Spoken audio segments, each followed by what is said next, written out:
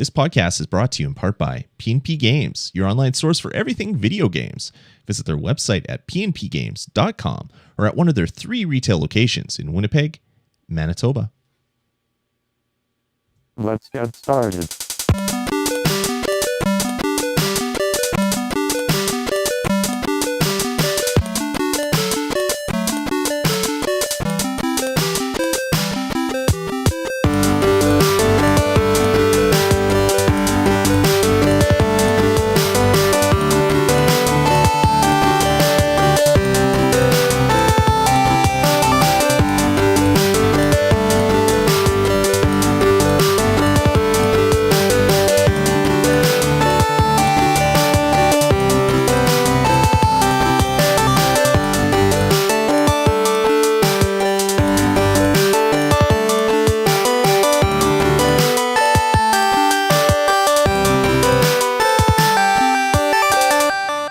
All right, everybody, and welcome to the bonus stage episode number 45. As always, I'm your host, Lloyd Hannison. Joining me, a very tired Jared Schultz, apparently, according to your lower third. That is not right. Jeff Ward. Worse. Jeff Ward is there. I got to change your lower third so it actually shows up as who you are. I've been called worse. You have been. Earlier today, you were actually called worse. Yeah, fuck that guy, man. Oh, God. But it wasn't me, guys. What is it about old guys, man? Like, they wow, hate... where's this going? They hate words. Oh, they hate the world. Right. I'm talking about that guy. Jeff, how's it going? It's going good. Your lower third's been fixed, so now good. We know who you are, which is a good thing. Yeah, it's going good. Not a whole lot to say on the topic. I'm not sick anymore, which is great. Nice. I just made a ton of money tonight, which is awesome. That is always good. Yeah, and been playing some video games this week, which is also really, really good. Nice. Some really good video games. It's getting into the exciting time of the year, and I'm looking at my schedule of work and my schedule of play, and they're so lopsided right now. And I'm thinking okay, so I'm gonna get Destiny, I'm gonna get the new Call of Duty, I'm gonna get Battlefield, and I'm writing down a list of games that I kind of want to go to PNP and pre-order and stuff. And I'm looking, I'm okay, so there's 6 games there, and I'm looking over at GTA 5, and I've probably put in maybe around 27, 28 hours into it in the past 10 days. And I've gotten very little sleep. And I know now that I cannot, I don't have the time to play these new games. And that's kind of bum. It's a good problem to have, I guess, right? Well, I can't play the new video games. Youngster. Yeah, exactly, right? It's I can't play the new video games I want to play because I'm making too much money. Don't complain, Jeff. But it's I've got to play these games so I can talk about them on the show. So you don't have to do anything. If you just want me to sit here. Well, it would kind of be the same effect, really. Oh. Good night, everybody. No, I'm glad you had a good night, man. That's awesome. Yeah. Too bad that guy was a douchebag. Hopefully he gets some sand in his preparation H. Yes. I don't know. Yes. I don't know old people jokes, so I can't. Yeah, it sounds okay. I guess they said preparation H, whatever. That's good enough. Do old people get hemorrhoids? Is that I don't know. That's why I was like, what do they use? They use something. You hope his depends fail. Yeah, there you go. There you go. That's a good one. For those of you who are not live here listening to this with us, you're listening to it in podcast form on your player of choice. If you want to be in on these inside jokes, come and join us in the live stream because anyway, I tend to talk quite freely, much more freer than I do on the show, if you can believe that.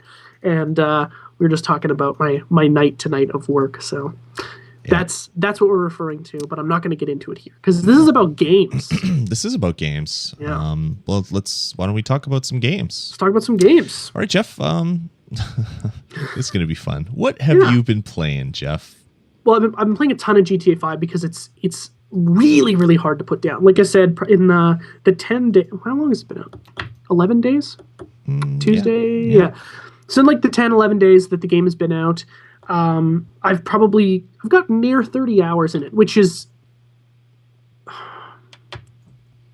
yeah, for me, pretty crazy because I have a lot of work to do.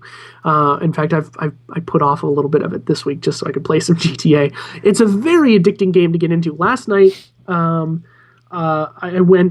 went to bed at like 1 o'clock, and I came down here and I was like, I'll play like an hour, and I booted it up. That never happens. Well, yeah, like the next time I look at my watch, it's like 4:30, and I'm like, what happened? Like, Yeah. I don't feel tired at all. Like, and I've been sitting here for like 3.5 hours playing this game. Like, feels like I haven't blinked in days.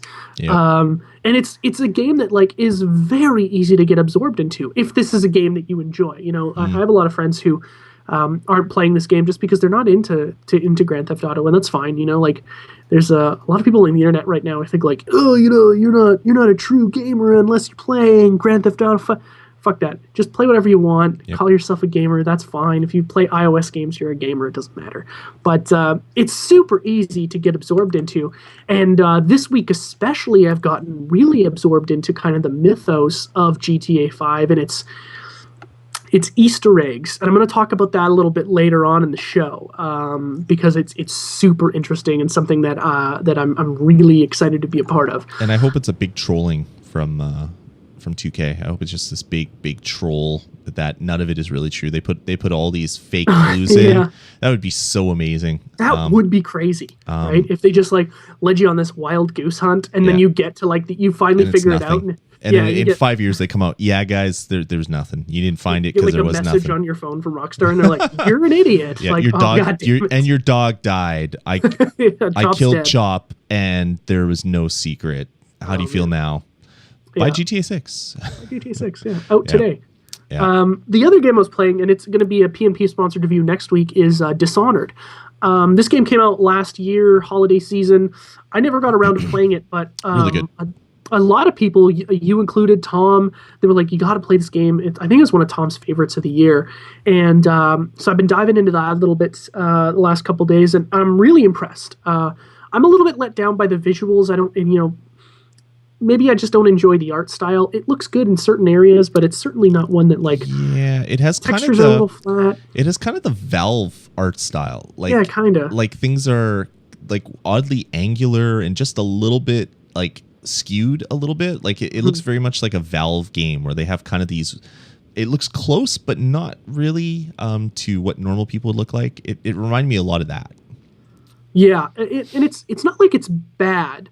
But it certainly doesn't look like it belongs in the or at least this far ahead in the generation that it's in. Sure. But graphics aside, which really to me at the end of the day don't mean a lot because the game is really interesting. The story I could care less about, but the gameplay itself is really, really tight. It's a really good. It's a game that controls really well. Right. The way you move around the level, the way you navigate through the darkness, the way you kind of set up your attacks or your non-attacks, depending on how you're playing the game, the arsenal of weapons that you get to use, and kind of how, in combination with your approach, changes the game entirely. When Tom was telling me that, like, this is a game you could play like 10 times over and each playthrough could be completely different. I was like, yeah, they all kind of say that, but it's pretty true actually, because there's a lot of things that you do. Like, there's a mission where you have to break into a party, and to break into a party, you need some information from someone, and you can just like walk into his office and shoot him in the face and grab the stuff. Or you can do other things, like you can poison someone or put sleeping potion in someone's drink and then grab the information from them and then deposit their body in a garbage can out front so that they're not found.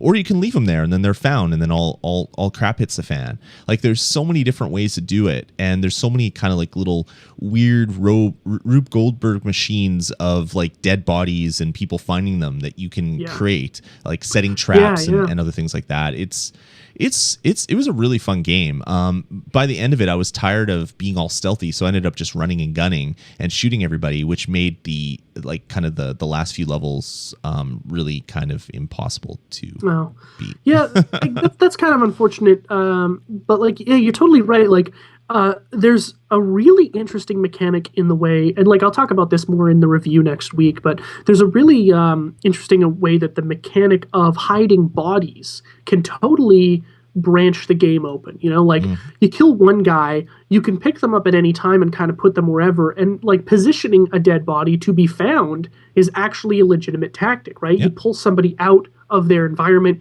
you get them right where you want them, then you take them out, and you kind of do that. You know, I've done that a few times, and I'm like, that's an interesting way to play. Yep. And you know, just based on the depth alone, this is a game that like I wish I would have more time with. I know that I'm going to have to, you know, give it back in a few days, and I'm going to try and do as much playing of it this weekend that I can before I hand it off. But it's used right now. It's like $25. I may actually go pick it up depending on how deep I get into it.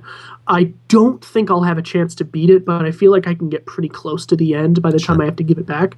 But yeah, you know, it's one of those ones that like you play it a little bit later, you know, like a year later, and you go, man, I really should have played that when it came out, because I feel like to be a part of that conversation, right? Yeah. I know that a lot of people were talking about it, and I was certainly on the outside of that.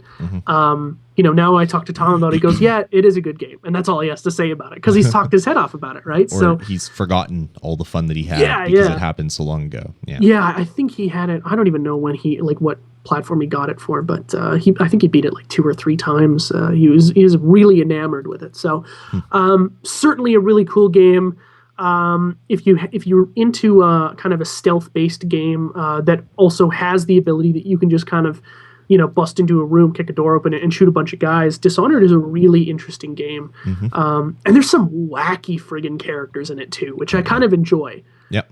You know, like guys with like really weird glasses and crazy hair, you know, like, and they have like a weird voice, but they're there to help you the whole time. Like, I love characters like that, and this game is full of that. So that's really cool. And the last thing I've been playing, and I think the thing that everyone's really excited to hear about, is a game called Dick Sucker. It's a game that you play in the browser. It's a sequel to Campus Crush, is what it is. Yeah. You play it in the browser, and it's not like, I mean, there's like this thing on the screen. It's a button, and it says "click to suck a dick," right? And you just click it, and then the number of dicks that you've sucked keeps increasing, right? And I know the guys in the chat room are gonna have a friggin' field day with this, but that's fine. I mean, this is supposed to be fun. You don't even have to try anymore, but. As you've kind of accumulated these sucked dicks, right, you get to purchase more and more upgrades, right? And it kind of lowers your count back to 0. And the upgrades will allow, basically, you don't have to click as much.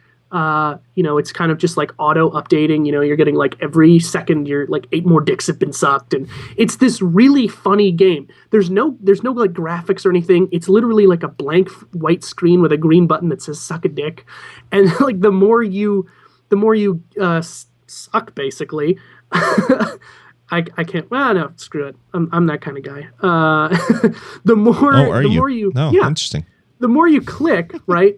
What happens is like there are these really funny tags that come along the top of the screen, you know, like you are now sucking dicks like 24/7, and if you get like over 100,000, it says something along the lines of aliens have now visited Earth to take dick sucking lessons from you, and it's funny as hell. It's clearly a ripoff of a game you're going to talk about very, very shortly.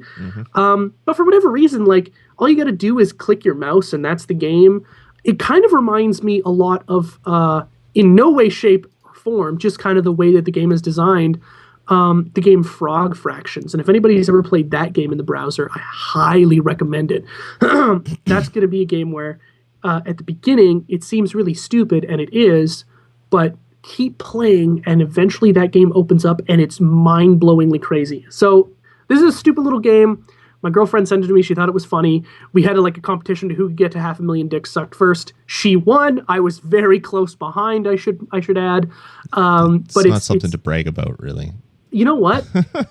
I'm disappointed that I didn't win. Because I'm a competitor, man. I'm a competitor. I'm there to win. Good. But it's a stupid little game, but it was funny as hell. I figured I'd mention it.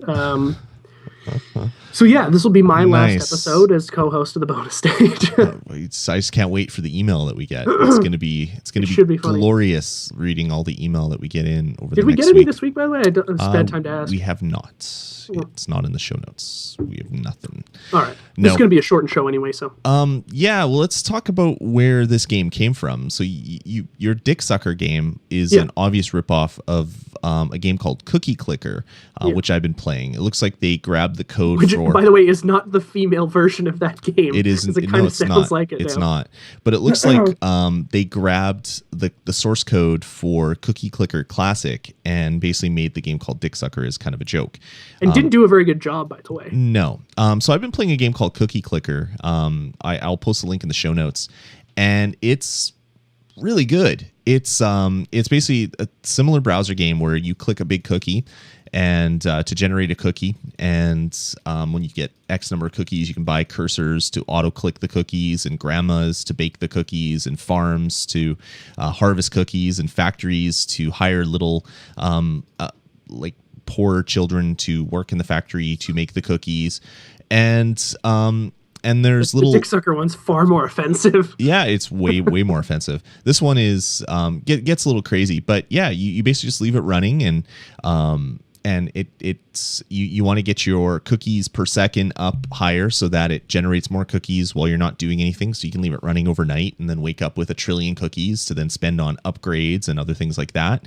This game is a store, so when you have 50,000 cookies, you can buy fertilizers to make your farms twice as efficient. You can buy extra cursors and kitten helpers and things like that. There's a whole achievement system, and the achievements are based off the stats, and the stats give you, or the achievements rather, give you different things that are purchasable. When you buy different things, like if you buy 50 cursors, it unlocks some things, and you get an achievement for it, which gives you more of a milk rating. And the higher your milk rating, the more your base cookies per second gets boosted up. That milk rating is also in the Dick Sucker game, by the way, too. I think it could be. I think it could be. It's just not as. Thankfully, there's no graphics. Yeah, I mean, this one, really, it's like literally a blank white screen. Or sorry, it's pink for whatever weird reason. That's nice. That's good. Yeah. So yeah, this game's a little bit more family friendly. Because everybody loves cookies. They also apparently love indentured old servants to make said cookies as well too. I mean, who makes the most cookies in the world? I would hazard the guess that it would be grandmas. Grandmas make the most cookies in the world. Even though there's factories that generate millions of cookies, I'm sure there's more grandmas around the world. Their cookies per second rating is a little bit higher. Yeah, I mean, there's factories that generate grandmas as well too. So there are, yeah. It's kind of this exponential growth thing. Yeah. Yeah, it is. It's kind of those weird things. It's like physical versions of this game, like real versions of this game. Create more grandmas to create more cookies, to power more people to create more grandmas to make more cookies. But yeah, so this game is just something that I'll leave running overnight, and then wake up and I have a whole bunch more cookies, and then I spend it on a bunch of stuff and then let it run while I'm at work, and then come home and it's like, oh, I got. Oh, so you're like actively playing this game? Yeah, I'm just playing it. It's fun. And then I'll get home from work and I'll have 1 quintillion cookies to then spend on antimatter condensers and time machines and portals, and it's fun. It's fun because it's something that you can leave running in your browser, making your CPU run really, really hot because of all the graphics. Like it's open on my screen right now, and my fan is actually kicked up, and I can actually hear it through my microphone. So that's what it was. I can hear too. Yeah, it's doing a lot of math, and it's making a lot of graphics appear on the screen. So more so than you need for this game. You need something a little bit more simplistic, kind of like the game that you were playing. Would better fit. But yeah, that's Cookie I'm sure Clicker. The reason though they made the Dick Sucker game simplistic wasn't because they were like, oh well, let's make it easier on their computer. They're like, no, we're just really friggin' lazy. Yeah, this was a good joke. People are laughing at it. Let's go get a beer. Let's go. Yeah, pretty much. Crush some beers, bro. Yeah. Some kid took like 8.5 minutes to code it and buy the domain, and then it was fine. It was done. Yeah, probably. That's probably close to what it is. So that's Cookie Clicker, which is a game I've been playing, which has now been perverted with other permutations, and I may never play it again. It's going to leave a bad taste in my mouth. Oh! All right, moving on. I've also been playing. Good night, everybody. I've also been playing some Grand Theft Auto 5. Loving it. I'm 27 hours and 9 minutes and 51 seconds in, and I can tell you that specifically because if you go to the Rockstar Social Club, all of the stats in the game are actually uploaded in real time, which is really amazing. So I can see all of the hobbies and pastimes I've completed. I can see all of the strangers and freaks missions I've done. I can see all the random events that I've experienced, all the miscellaneous stuff. There's even a map that shows me all the stuff I found. And better yet, once I found one of a specific type of thing, like the spaceship parts or the letter scraps, which are hidden objects in the game, I can click not found, and it shows me all the other ones in the game. So I don't have to go to some other website and read a FAQ and try to get the images to line up and try to remember which ones I found or not. They basically show up. It's actually really cool. I'll show you on the screen where the ones that I found are yellow. The ones I haven't found are white. And if I click on them, it doesn't show it here. I thought it did, but it doesn't. It just zooms in. But now I can know that if I go here in the fire training building, I can find one of the objects that I need. Really cool. Rockstar Social Club is really good. Gives you your cash balance for all your stuff, the amount, your percentage complete. A lot of fun. It's kind of amazing. The only thing you can't do on the Social Club is buy stocks, because there's the stock market that's in the game. I wish I could actually buy stocks while I wasn't in the game and just kind of play the stock market while I'm not playing the game to make more money, which would be a lot of fun. But it's kind of weird that you can't buy Bozsack stocks, because those are the ones that are influenced by other people in the Social Club. The other one I get, because you have to be in game for that ticker to be running. Exactly. Yeah, because they only give you stats on the Bozsack stuff. It would make sense that those ones would be done, but you can't do them online. You can't buy them online. But by the way, if you want to make a ton of money, the GTA 5 subreddit right now is planning a huge kind of takeover of the stock market so that we can all cash in. But that's a big scam, right? So it's one person who bought probably $100 million worth of stock really, really cheap, and is going to get every single person to buy, therefore raising the value of his stocks. Then he's going to sell, and it's going to crash the value of that stock. So they're doing penny stocks in like big vast numbers. I'm gonna laugh when the actual crash happens and all the people are bitching on the subreddit saying it'll be really funny. I spent all my money and all the stuff's worth less than what I paid for. And then we'll laugh and say, haha, economy. And that'll be it. Welcome to 2008. Exactly. But yeah, it's pretty amazing. The stuff that you can do online is pretty damn neat. So I've been playing a lot of Grand Theft Auto 5 and Cookie Clicker. So two different games. Playing some Angry Birds Star Wars 2 on my iPad to kind of as a an amuse-bouche to cleanse my palate a little bit. It's really good, actually. It's 99 cents, and it's universal. So when you buy it, you can play it on your iPad and your iPhone. Unlike every other Rovio game, which you'd have to buy an iPad version to play on your iPad. Surprised they're doing that, because people would buy it on both. Well, the reason why they're doing it is this one has something called telepods, and they're little toys that you can buy that have this little stand. And when you put it on top of your iPad or iPhone camera and put the little toy on top of it, it actually it magnifies and it reads a little QR code and then actually zaps that toy into the game, kind of like a Skylanders or a Disney Infinity. So they're selling the game cheap so that they can give away free codes in the game and not cost them an arm and a leg, and make it easy so that there's one code for the whole version. So you buy the starter pack of these Angry Birds Star Wars telepods, and they can give you the game for free, and it's one version. Doesn't matter which device you have, you're downloading the same app. So I think that's the only reason why they're doing it. But I like it because it cost me $1, and I'm playing it and I'm enjoying it.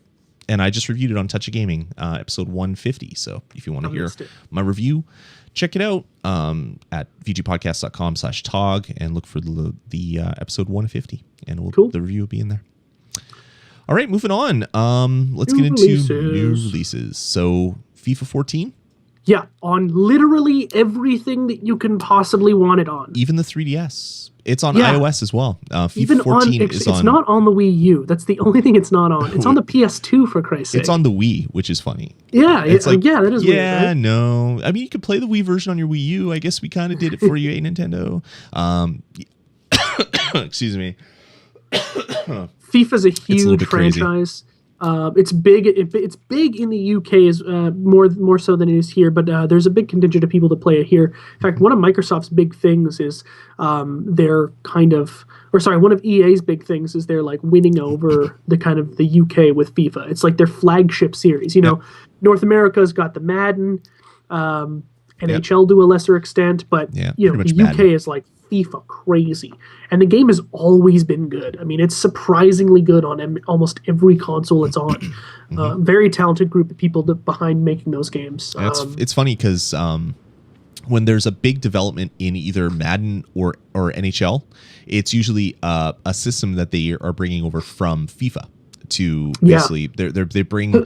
We did this system for ball for leg movement, so it can contact the ball more realistic. So now we put it into our running animations in Madden, or now we're using it for the skating animations. Like the whole deep system, like the kind of like what I think they call like you dribble the ball around people. No, when it was in NHL and it was called shot stick or something. Shot stick or something like that. That was a couple of years behind FIFA perfecting it with like football kind of stuff and foot on ball and kick and stuff. Yeah, I mean it's really impressive. I know that there are not a lot of soccer fans out there, but if you're into that kind of game, I mean you literally can't get any better than FIFA. Pro Evolution makes a good case. Yeah, Pro Evo is really popular in Japan, but FIFA pretty much is the rest of the world. FIFA's like nearly full sim at this point. I mean, it's basically like watching a friggin' FIFA game. Yeah. So depending, it's either really good or not so good, depending on what you. All the reviews so far have been really high. The only thing I heard it wasn't all that great for was the 3DS, and that's because a lot of the reviewers weren't really all that happy with having to use the stylus for most of it. But I mean, that's the device it's on. I don't see what your gripe is. Exactly. One caveat: it's out on everything, even iOS. The iOS version is kind of the free to play, spend all your money on virtual cards game that is included with this one. So the Madden system that they broke out a few weeks ago. Horrible. But man, if you go to the App Store and read the reviews of Madden, they are scathing. Well, yeah, it's like I know people who have spent hundreds of dollars on those games, and it's like, but you're buying virtual cards. It's like, you bought Magic cards. Yeah, because I own the physical freaking cards that I can hold in my hand. I don't play Magic online. I don't buy cards online. $200 for a game that was a pack into the game I buy every year for $60. No, thank you. But yeah, some people that's their thing. That's what they like. But yeah. Anyway, moving on. Day one, Gary's Incident is out on the PC. Yeah, very cool little kind of indie-ish survival game. Not a survival horror game, kind of. It's set in like the ruins of ancient civilizations. It looks very interesting. The only thing I know about this game is that it's made with the Unreal Engine, because they pimp that out. It's like, oh yeah, an Unreal. That's all they were talking about previously before this game came out. Looks really interesting. It's kind of like it's a survival game, but it's first-person survival game, not a third-person survival game. Looks pretty interesting. I haven't checked it out, and I probably won't, but I definitely want to hear more about it. So I'm gonna read some reviews and things on it. Definitely. It's one of those ones that like I always feel like every once in a while there's a game that'll come out that has like really good potential to, once it comes out, get backed by a bigger studio and get a console release. Mm-hmm. I feel like this one might be there if there's a good enough push behind it come launch. Sure. But yeah, like I like games that are, I mean, in this day and age, there's so much repetition of games, much like the movie industry as well too. Yeah. But there's so many it's a first-person shooter. You're really just playing against a different backdrop half of the time now. But there are games that are like going out there and they're doing something that is really risky because people want the same thing, which is kind of shitty. I play Call of Duty all the time, right? I really like the same thing over and over again. But yeah, there's people taking some big risks with the way that, look at like Dear Esther or Gone Home. I mean, those are not very conventional games, but the way that they're put together and the way that you get into that story is something that hasn't been done. And really, I think only a few people can do very well at this point. So games like this are exciting for that reason, but they're also very easy to fail because of that reason, Yeah, totally. Yeah. Definitely an interesting one. We'll have to keep our eyes on it see what it turns into. Pro Evo 2014 is out for the PS3 and the 360 as well. Probably not going to sell very well since it comes out pretty much the same day that FIFA comes out. So we'll see how that goes for him. Scribblenauts Unmasked a DC Comics Adventure is out on the 3DS, Wii U, and PC. This one came out on Sunday, right? Yes. Yeah. And it is $60 on the Wii U. Whoa. And it's $40 on the 3DS. So it's $60 just like Scribblenauts Unlimited or whatever it was. I paid full price for it and I immediately regretted it and felt like an idiot since I pretty much played the exact same game on the iPad for $5. Scribblenauts Unmasked is a little bit different. It has like 2,000 DC people in it and a bunch of other stuff. The one thing that's different is it has randomly generated worlds. So you can do these. I can't remember what they call them. I think they're like mission systems or something. It's some weird name. But once you complete them and compete against other people on them, you get points that then can unlock other stuff in the game. So it's not like Scribblenauts where you have this like main menu kind of world hub thing. You click on a thing, complete it by creating a black hole or a laser or a zombie, whatever was like this works in almost every situation objects. Mm-hmm. This one is basically randomly making things that you have to then figure out what to do. It's $60 though. I'm not going to buy it for $60. I would buy this game. I'm not buying it for $60. I would buy it for $40. If it was $40, I would do it. Games always $60, or is that like they're between $49.99 and $59.99. Some of them are cheaper, obviously. So they still carry that same kind of caveat that the Wii did with, we're basically pricing our games at what is it going to be, a 6% discount kind of thing. They come down. They're not going to be your AAA game, or some of them, I guess, would be. Zombie U is probably one of those as well, too, right? The Mario game. Yeah, most of the games that aren't like ports of something that came out a year ago were that price. They were $59.99. Some of the Nintendo titles were $49.99. Some of them were $55, like $54.99. They're still figuring out the pricing, but for this game to be $60 is just ridiculous. I mean, Scribblenauts. I mean, it's a game that I bought on my iPad for $5, and it was the same game as the console version. I played it on my DS. When I paid $29.99 for it on my DS, I didn't feel like I was cheated. It was an amazing experience. It's also, I think, maybe one of those better, like it's just better handheld, Well, I don't think that's necessarily true. It's for what the game is, it's way too expensive. This one obviously does a lot of stuff that is different, but I'm not willing to dive in and take a chance because I was already bitten once. And for $60, like it was $39.99, I'd buy it just because my kids would love creating different superheroes. But yeah, for $60, no, thank you. I'll wait for a sale or I'll wait to get it used for $19.99 or something like that. Speaking of Wii U, how's Wind Waker? I'm not playing it. You're not? No, I'm waiting for I pre-ordered the disc, so I'm going to wait for the disc version to come out. So I'm not playing it yet. That's too bad. Yeah, I'm plus I have GTA, so there you go. If GTA didn't come out, I probably would have bought it digitally and just used my pre-order on something else. But I had a couple friends who went out and got the full special edition set. Yeah. Yeah. They're pretty pumped about it. That's good. It's good for people to finally want to buy Wiis. I mean, you got to be happy about that, right? It's good. Getting people to buy that damn console. It's a very, very good thing. Which is what it's needed for a long time. Oh, it needed that AAA game that got people excited. Even if it is a AAA game from half a decade ago, totally. It's still, I mean, it's absolutely ridiculous that that's what's getting people to buy the console. But I'll take it and hope that more games come out that will actually get people to buy it. Sure. As well. And last but not least, or least, depending on what your thoughts are on the subject matter, is Train Simulator 2014. Oh, man. I'm a sucker for these games, man. Like, I really love Euro Trucking Simulator. I can't find it. I have a Japanese version of a train simulator that was for the PSP because it came out when I was doing the PSP podcast, and one of my listeners had business trips in Japan all the time, and it was huge over there. It was absolutely huge over there, and he bought one. Which one? I can't remember what it was called. Like I said, if I could find the disc, I'd read it out. Okay, gotcha. But it was absolutely huge over there. So he bought it and he played it, and he said he couldn't even get his train out of the station because it's like you have to turn this dial and flip this switch and do this thing and whatever and pull this thing, and then you'd go. It's like Myst. Yeah, exactly. And he sent it to me just so I could check it out and talk about it on the show. And I played it a total of once, and I was just like, wow, people play this?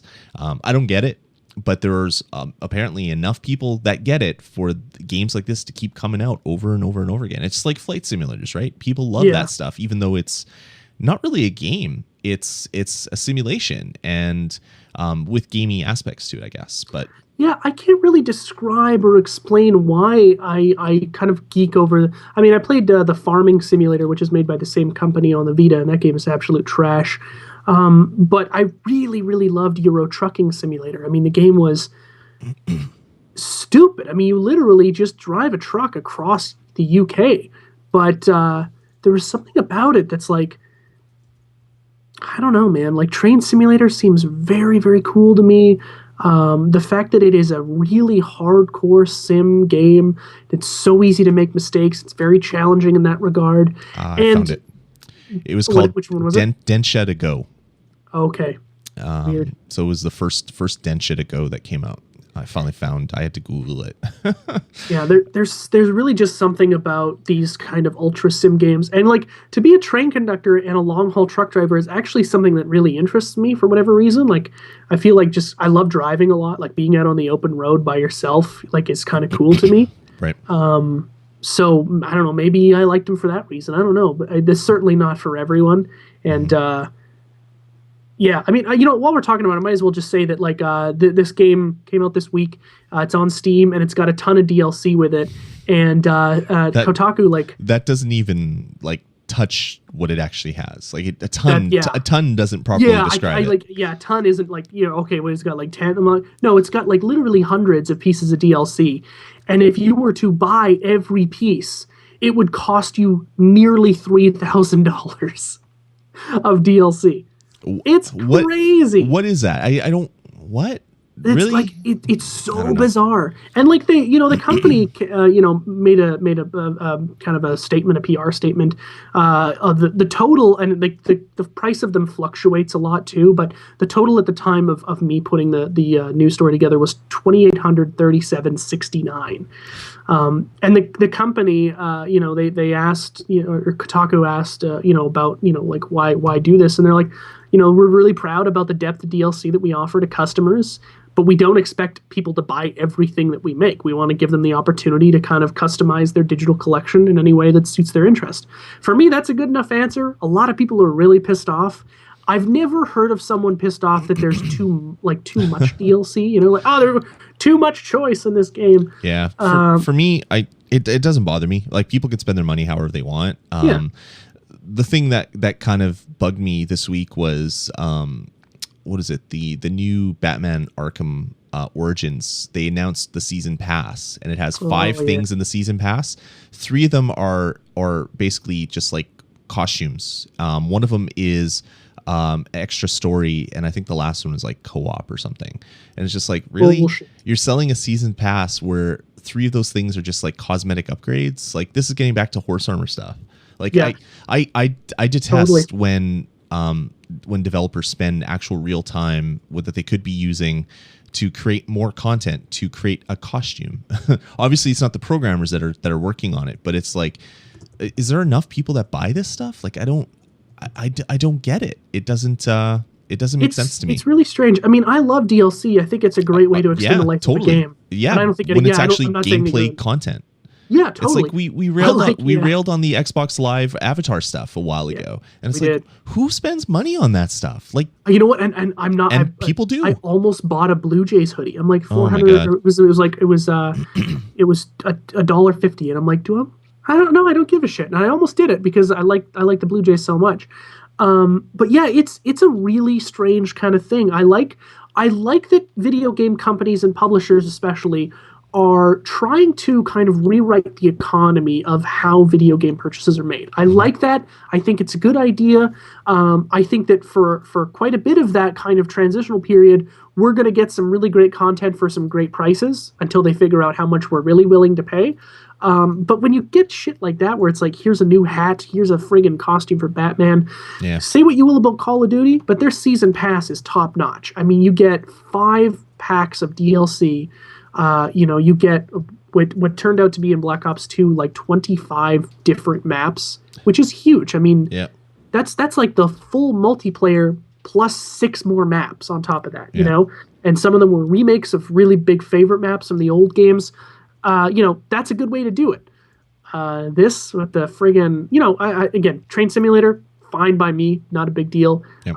The Batman thing, yeah, I saw that as well too, and I'm like, that's junk. That's horse armor. You know, that's wear a hat while you play this game. What it just means is that if I buy the game, I won't be buying the season pass. I'll be waiting for the single player DLC to come out, and I'll buy that for $10 and not spend $25 on the season pass.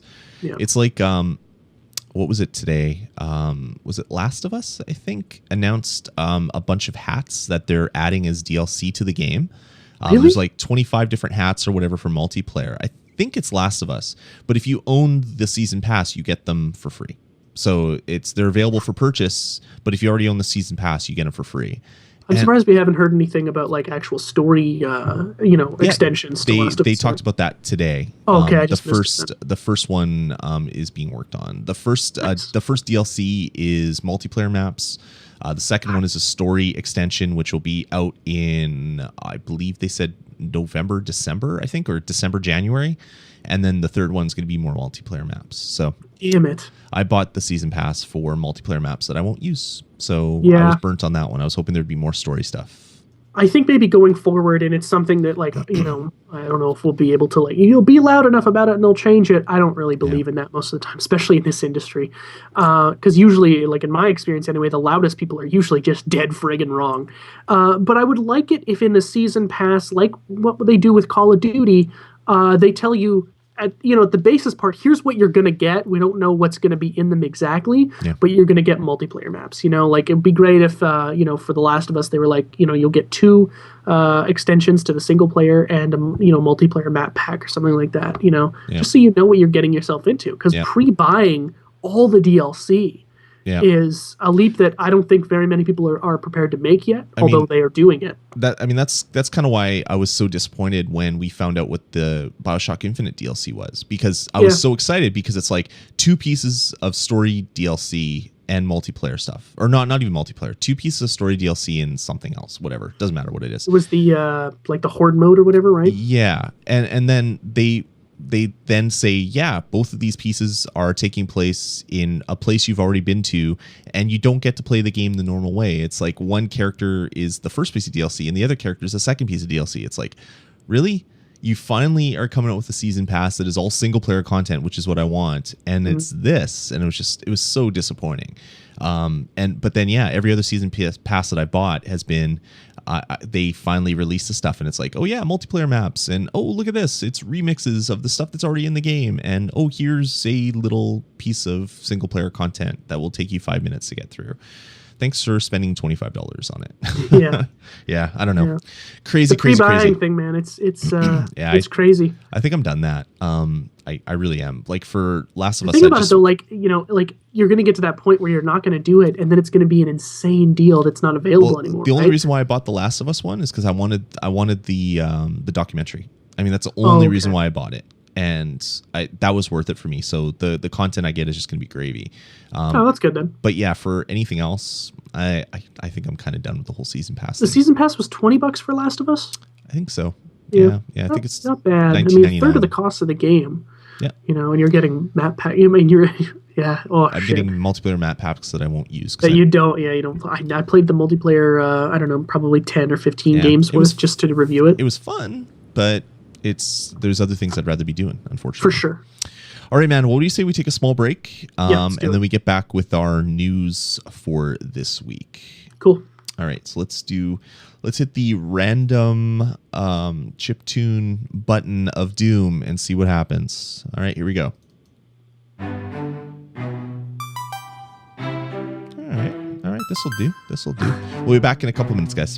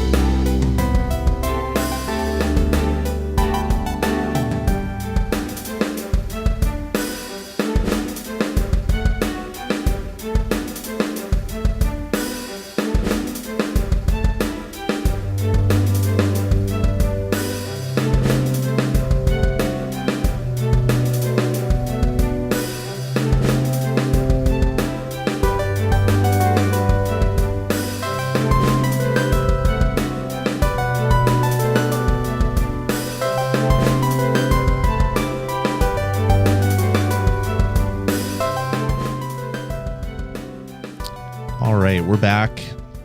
And that was some Starship Amazing off of the Robot Trilogy. That was called A Year Later, Maggie's in Elephant Heaven. Wasn't very chiptune-y. No. But most of the other stuff is chiptune-y, so that's why it's in the chiptune album area of my iTunes. So it was good. It was nice and chill. Feeling kind of chilled out, which is nice. So we can get into the news. They actually dedicated that song to an elephant that was in Alaska, that was in Anchorage for a while, and I think it died in the zoo, like when it was really old. Nice. Well, they are from Alaska, so that makes sense. They are. Yes, it does. All right. So let's get into the news. So you kind of alluded to it a little bit in the start of the show. Yeah. That is the Master Conspiracy.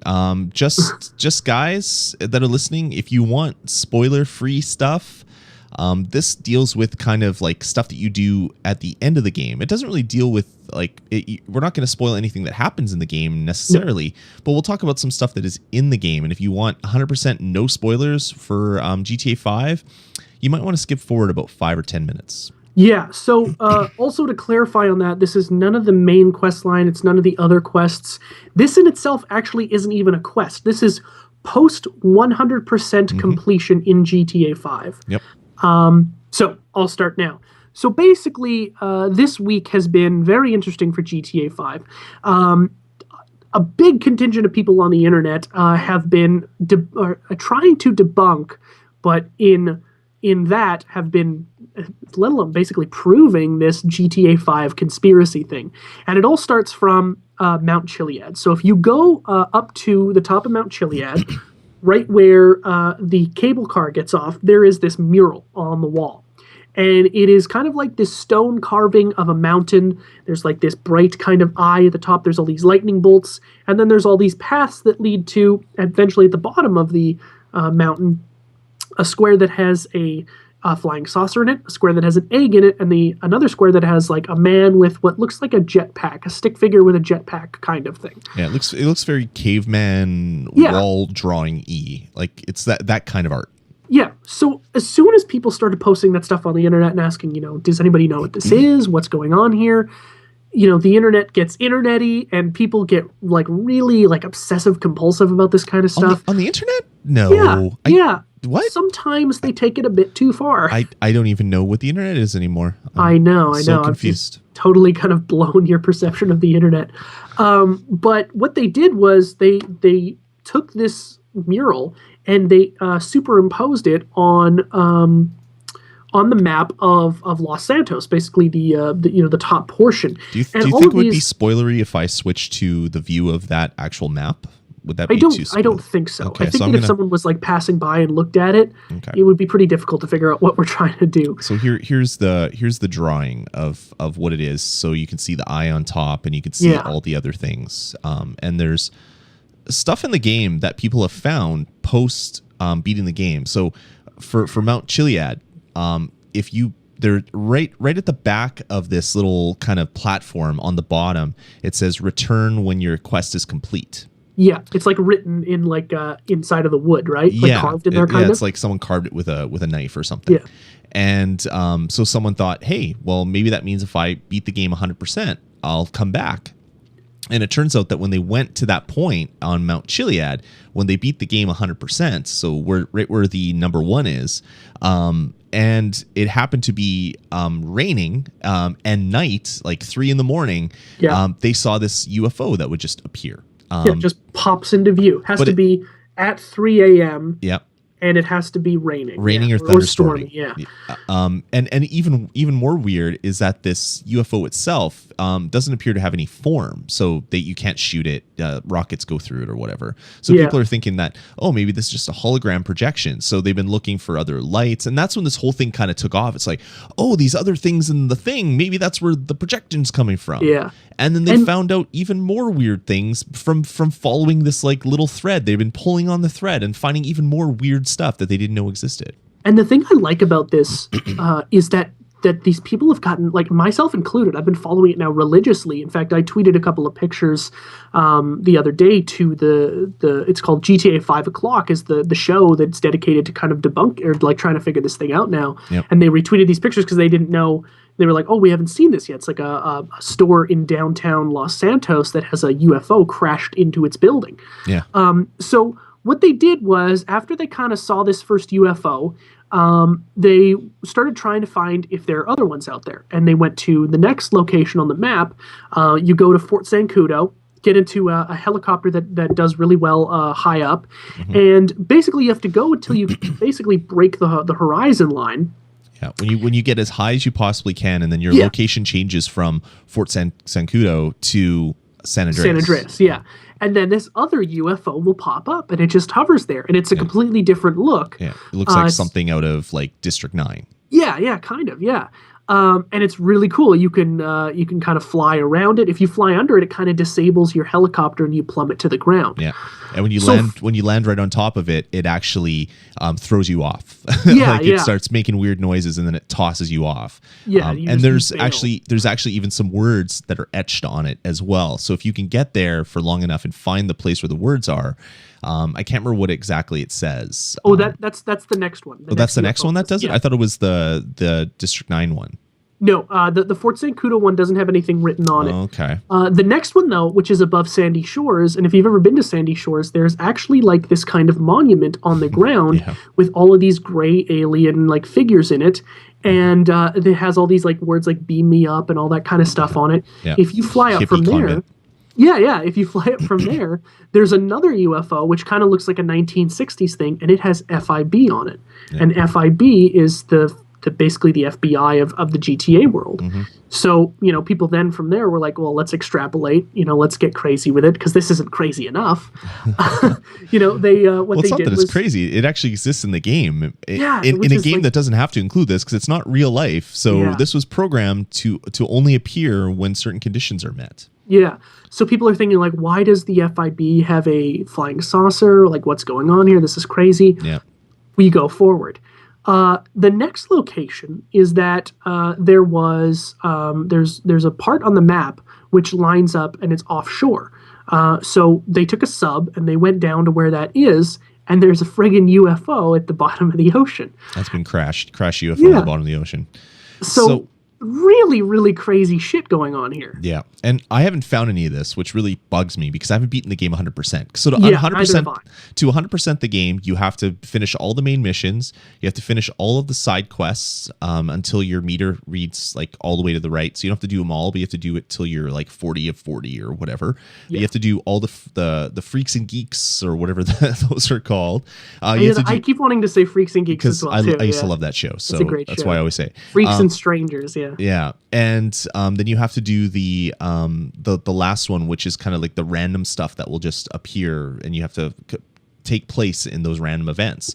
And once you do all that, then you have to do all of the stunt jumps and you have to find all of the UFO pieces and you have to find all of the pieces of paper. And once you've done all that, then you have 100% of the game and you can the fact that someone's completed 100% of the game 10 days in is really either sad or impressive. I'm not sure. It's ridiculous. But then once you've done all that, which is probably going to be like 70 hours, you have to go and then start this quest. And this might be a quest for nothing. But the beauty is that the internet is nothing but crowdsourcing, a big crowdsourcing computer. So all these people come up with these theories. Like the theory is that once you've unlocked all the keys, because there's 6 boxes on this thing, 3 of them are the UFOs people are found. There's 3 other boxes that people can't really find anything about them. They don't know what they are yet, but they're thinking that maybe you bring a specific car or a specific item or do something to each of those ones, and then we'll unlock a door, which will then give you the power, the power to use a jetpack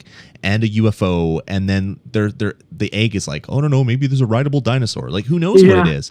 But the fact that this is there and it's causing this discussion is just so amazing. And this is why I love Rockstar games. Yeah, for me, and like there's more that goes on with it. I don't want to get into it too much. Like I'll let you guys kind of explore it as well too. I just wanted to kind of briefly go over it.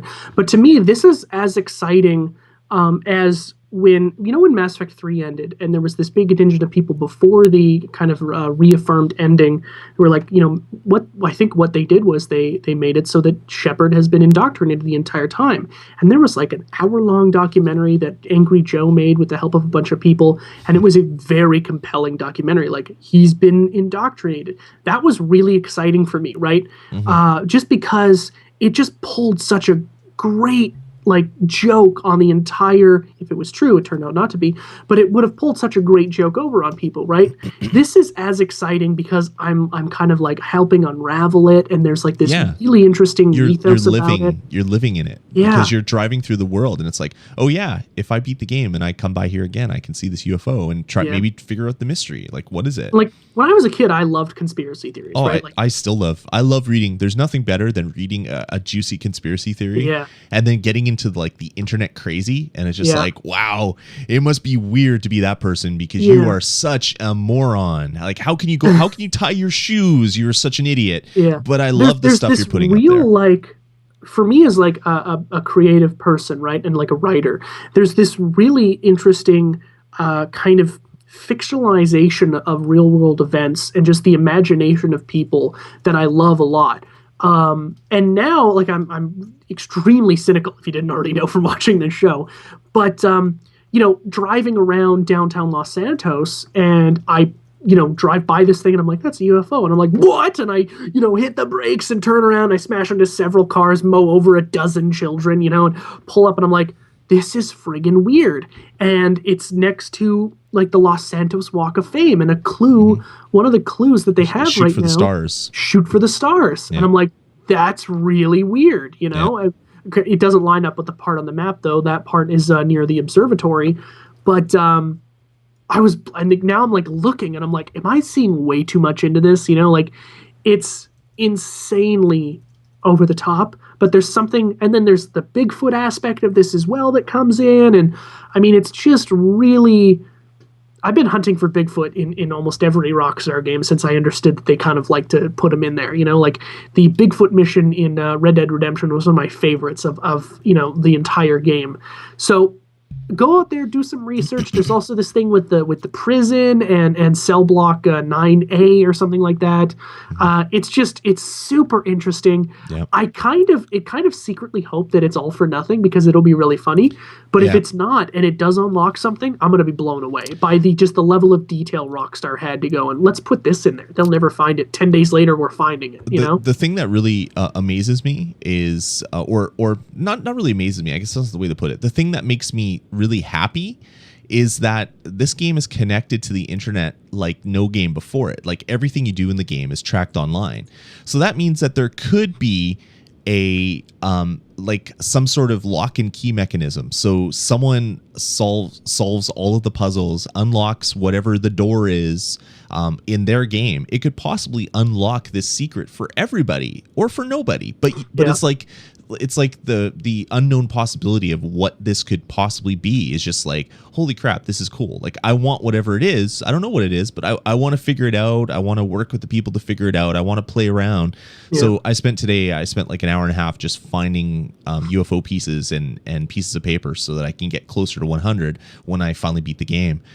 Stunt jumps are pain in the butt, so I guess I'm gonna have to do that as well. But it's like, holy crap, I want to do all this stuff now just so I can like play in this like kind of end game stuff and do which is weird, right? Because like the entire game, the heists and all the driving and all the other missions are really cool, and you're like, no, I want to power through that so I can get to something that may have no payoff at all. Absolutely ridiculous. And what this probably is maybe this is like maybe cluing people into what the ultimate rewards are for playing GTA Online. Maybe it's something as stupid as that, where if you get to level 100 in GTA Online and you have the biggest apartment, maybe you then get sent from the FIB a rocket pack and a UFO.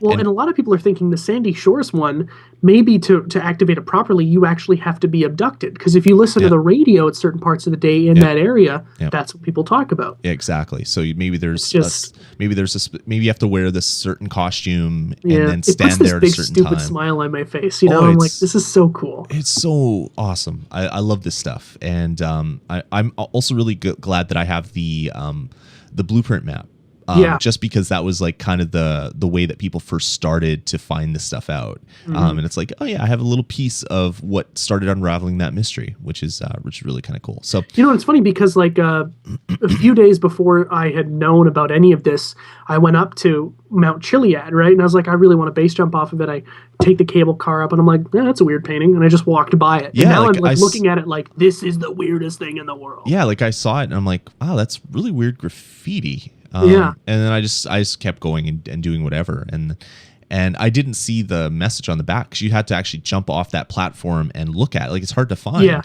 Yeah. But it's certainly out of the way. There And there's could like be all stuff these hidden all over. Like who knows what is hidden that people haven't found yet. That's the amazing thing with this game. Like Rockstar, when they create a world, they create a world.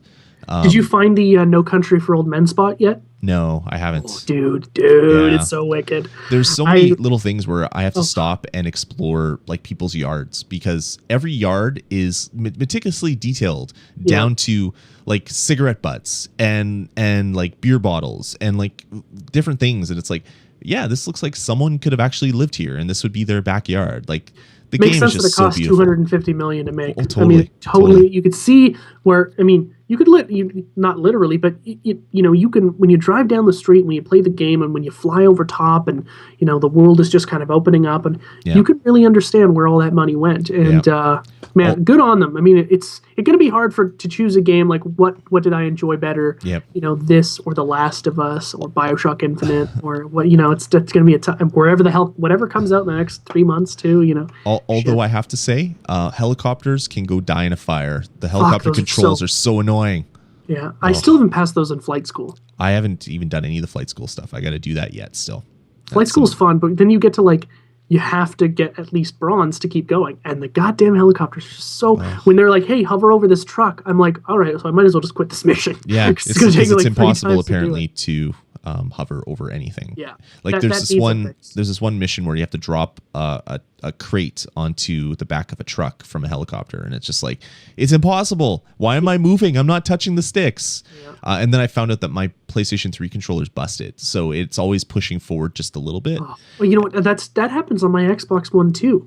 Like, I don't even think it's your controller. I think it's just the way that they're programmed. I've seen people online fly them like the Dickens, but I can't do it. It's because they always go like this. They're always flopping all over the place. Like, what the hell are you doing? Or like you come in really hot and you pull back, and then all of a sudden you're upside down, and you're like, well, I'm dead. Yeah. Or you lay off the stick, so you're not going forward, and then you're trying to balance out, and then before you realize you're actually touching the ground because you're losing altitude. It's like, what am I doing wrong? Yeah, I feel like such a spaz when I'm piloting a helicopter. It certainly takes away like a lot of the kind of tension of like, oh man, we got to get out of here quick. Attach it to the helicopter. Like 25 minutes later, they're like, hey, can you hurry up? Drop the box. Hey, like, what are you doing? Hey, you're going to kill us. I'm sorry, I can't do it. You parked too close to a fence.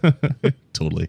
All right, let's move on from the conspiracy theory. Let's get into more Grand Theft Auto stuff. There was some spoilers. Well, not really spoilers. I guess some info leaked online because people were poking around some files on Rockstar's website.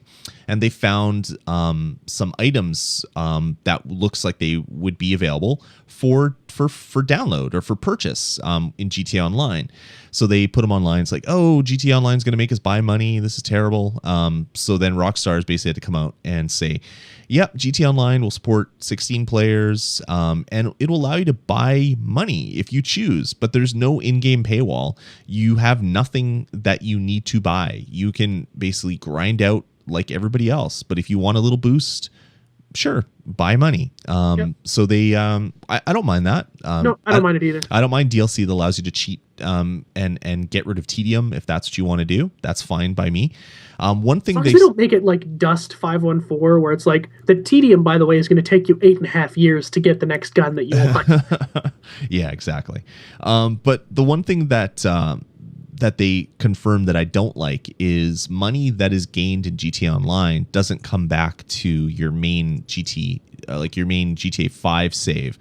I thought that the money would be like your money would be kind of this one big pool across both games. Oh, okay. But that is not the case. But I mean, whatever. It's not a huge deal. But I was hoping that would have, in fact, be the case because I was like, okay, I'm never going to be able to afford a golf course unless I grind the stock market post like beating the game, Or I could just wait to GTA Online and do a whole bunch of heists back to back to back to back to get a bunch of money to then go buy the golf course. Now it doesn't look like that's going to be an option. So I'm going to have to grind the stock market after I beat the game, I guess.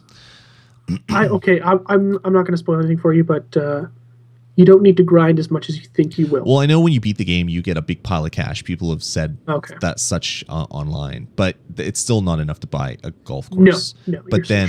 But then you can do things to kind of gain. What is a golf course? Like 200 million? Yeah, it's 200 million. Yeah, it's a lot of money. So have you played golf yet, by the way? I haven't. I haven't played any of the sports. Dude, there's so many things that I want to do. Like I haven't done any of the parachuting, like the skydiving stuff. I haven't done that. I haven't done any of the stunt course trials. I haven't done any of the fun stuff because I've been doing like tedium of finding objects and playing through missions and things. And there's so much like kind of other stuff, and I know that I'll be too distracted by that, so I want to leave that till a little bit later.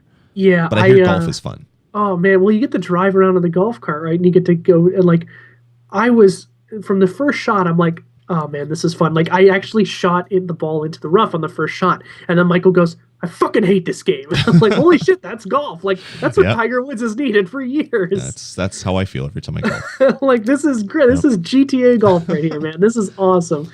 It's only a 9-hole course as well too, so you don't have to slog through a back nine or something. But it is just a friggin' blast, and just the people talking out front, like these, white, like rich friggin', country club folks. They get the dialogue, so just bang friggin' on, and it's great.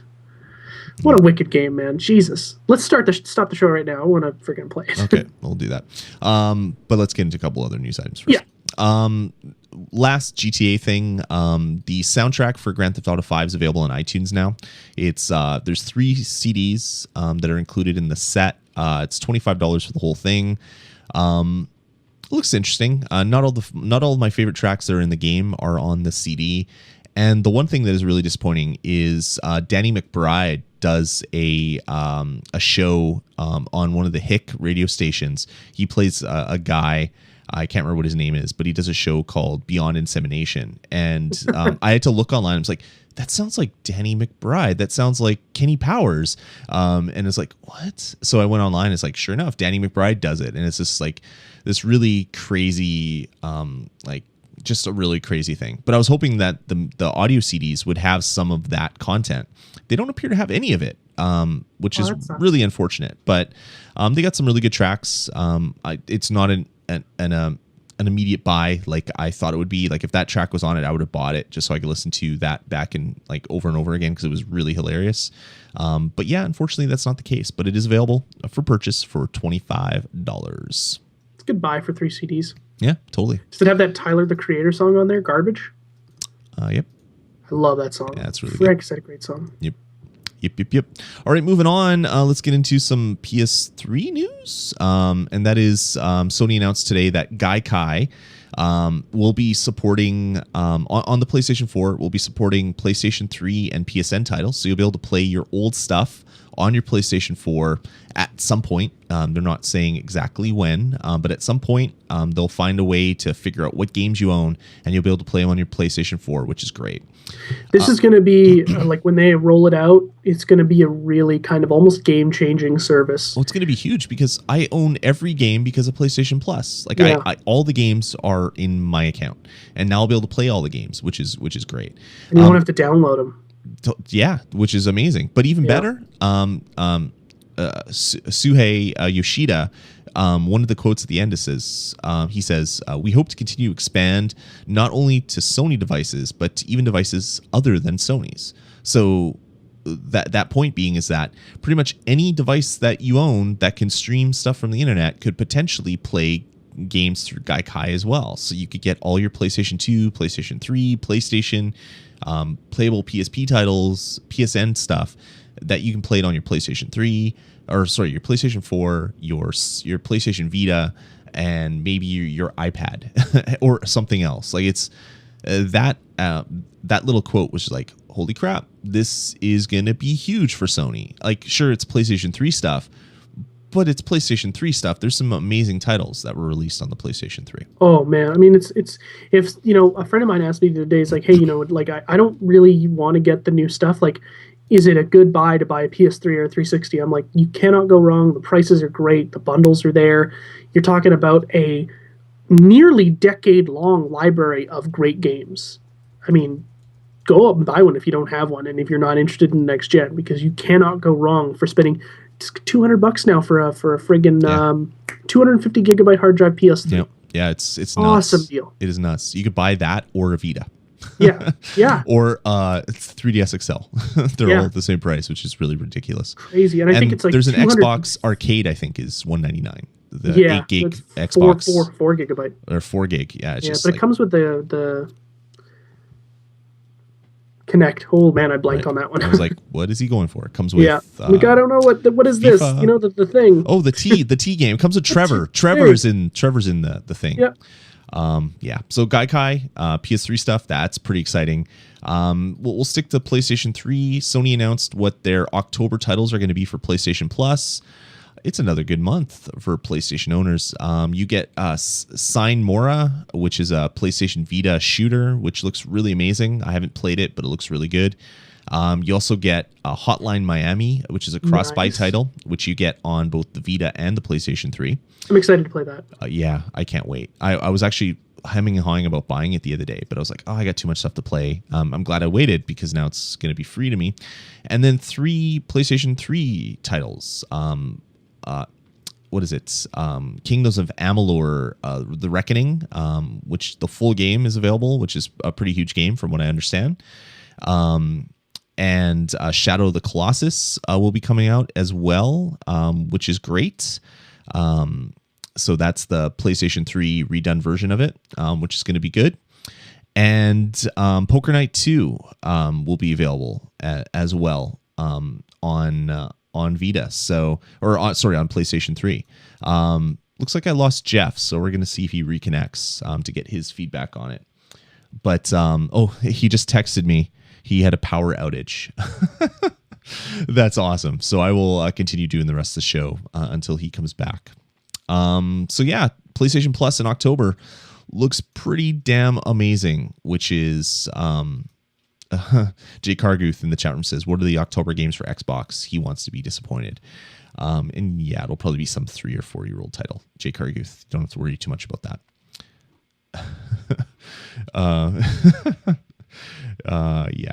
Some great chat in the chat room right now about how Jeff really just wanted to go play GTA, so he's faking a power failure. Power failure in air quotes is what they say, which is awesome. Okay, moving on to the next story. I'll save the Valve announcement to the end because I think Jeff wants to talk about that, so we're gonna wait. It was announced this week that the Sega Genesis has returned. And I'll post a link of it.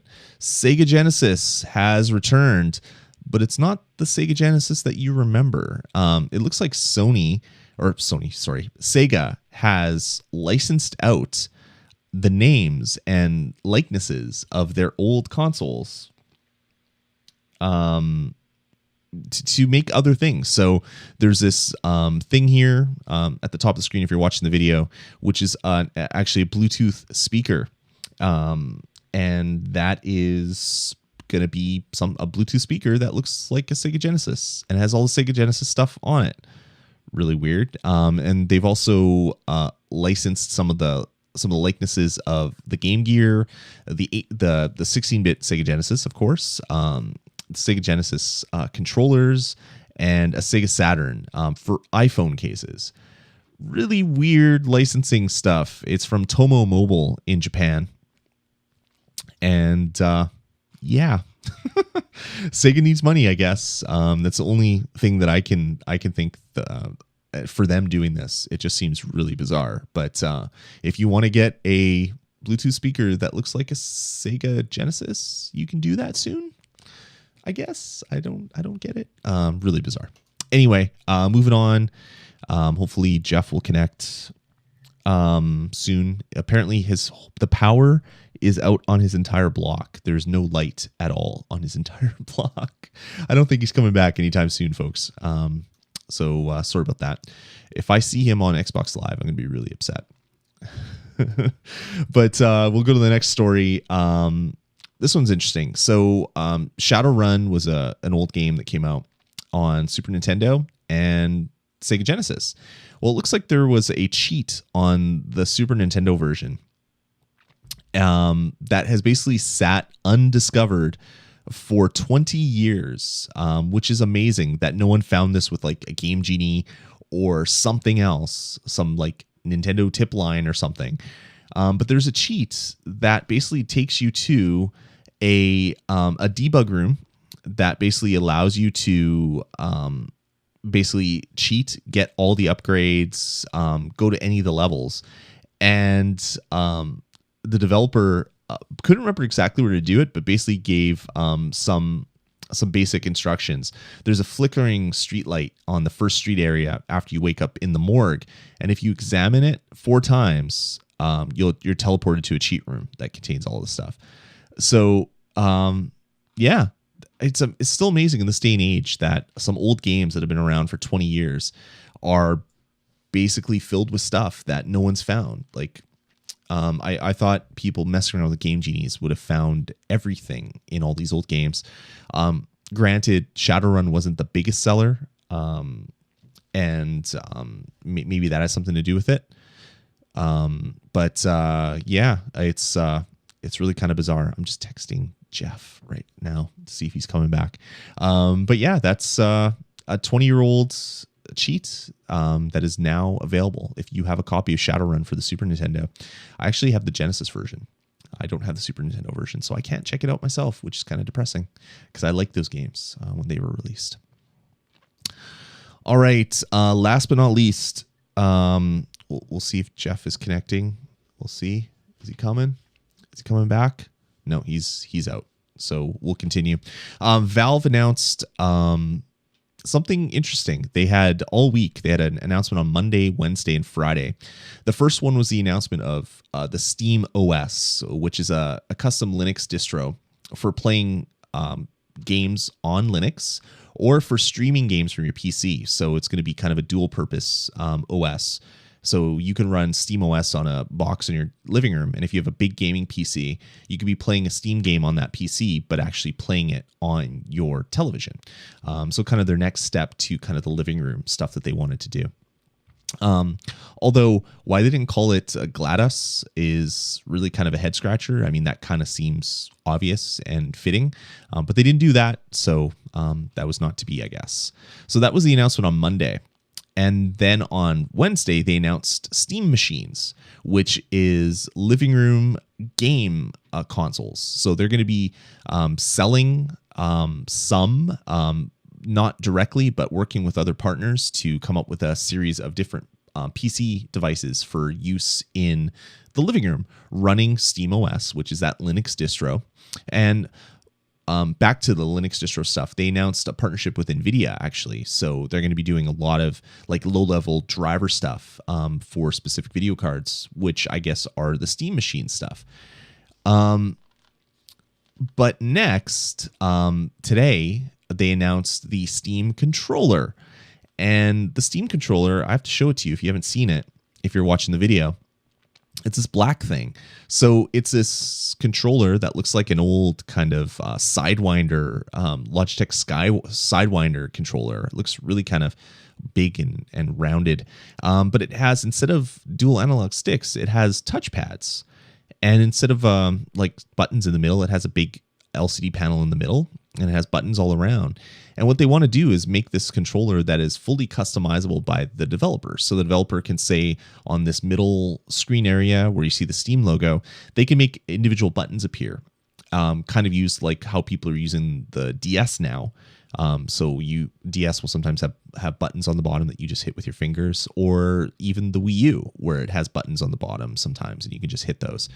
So developers are kind of able to do whatever they want with that. But then there's enough physical buttons to really take the place of any PlayStation 3 or Xbox 360 kind of ported game. So if you've already set up controls for that, you can pretty much find a control on here that would kind of do the same thing. To me, it looks really bizarre. The whole, like, the two round black touchpads are really weird. they said that they're going to combat kind of not knowing where your fingers are or where the sticks are by haptic feedback. So I guess they're going to have positional haptic feedback. So wherever you touch, they could possibly give you a little buzz to let you know whereabouts it is or whereabouts center is. I don't know. I play a lot of games on my iPad, and having sticks that aren't physical, that don't move, is never good. These at least have little ridges, so you'll kind of figure out where center point is. But I don't know. To me, it kind of leaves me scratching my head a little bit. I'm sure it'll be fine, but yeah, it's a little bit bizarre. But yeah, that's the Steam the trio of Steam announcements from Valve.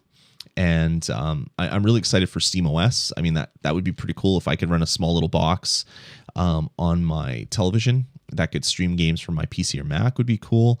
The Steam machines don't really care personally, but that's probably really good for setting some base specs for future game developers to entice them to basically port their games to Linux so that it is playable on the Steam boxes. It's like, look at these beefy machines. You don't have to do much to port your game. Might entice some devs to do it. The controller for me is kind of a non-starter. I don't really get it, but I don't know. I guess that's we'll see how it plays out. I guess we'll see what happens. I was kind of hoping that today they would announce Half-Life 3 because it's the third announcement, but that didn't happen. So I guess we're gonna wait forever for Half-Life 3, which is kind of surprising. Valve really can't seem to count to 3 with any of their franchises. So I guess that is never to be done. We'll see what happens. So we'll be following this here on the show. I'm a huge Steam user. I don't play many games on my PC, which is ridiculous. Why I own so many games on Steam, but their sales are just so cheap, and you can't help but buy. It's like, oh, it's only $1. I'll maybe play it sometime. So I have so many games that way. So I don't know if this will help me. Like if the Steam machine in my living room on my big TV can actually stream games from my Mac. I'm assuming yes, but they haven't said yes or no. They keep saying from your PC, whether it's PC meaning Windows PC or just your whatever computer is running Steam. But yeah, that's kind of the Valve announcements. Pretty exciting stuff for the industry as a whole. Not too excited myself for any of those 3 things, except for maybe the SteamOS. But we'll see what happens as things kind of play out. All right, last check. The Jeff Ward watch is ongoing, but I don't think he's back. No, he is still without power. So that's going to about do it for the show, man. Or guys, or people listening. I say man because Jeff is usually right there to answer me. But yeah, that's going to about do it. So let us know what you think of the show. Head on over to VG Podcasts. You can click contact us at the top of the page to send us an email. You can also email us directly at vgpodcasts@gmail.com. Or you can call our voicemail line, which is 505 VG Podcasts, and let us know what you think that way through a voicemail. But yeah, that's going to do it for this week. We'll talk to you guys in about a week's time. Enjoy all your games, and we will be talking to you really soon. Let's get started.